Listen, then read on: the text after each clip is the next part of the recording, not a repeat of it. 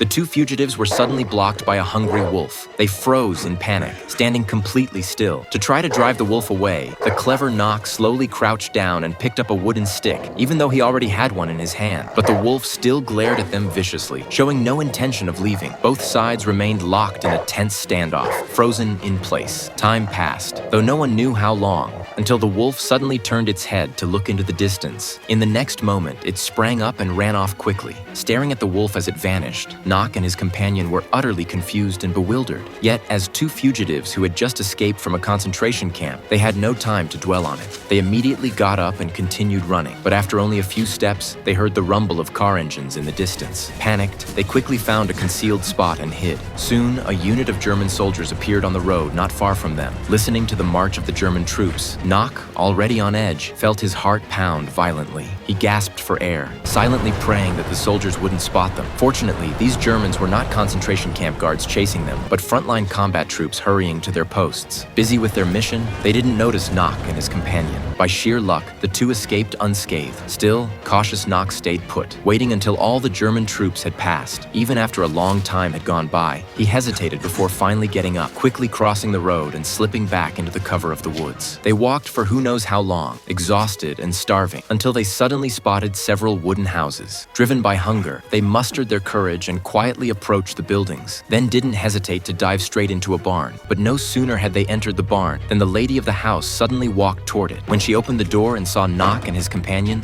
she didn't say a word. She just bolted. Realizing this, they hurriedly got up and watched as the woman ran silently into another house. Knock noticed a motorcycle parked nearby, and summoning his courage, he quickly found a makeshift weapon, ready to seize the bike and make a getaway.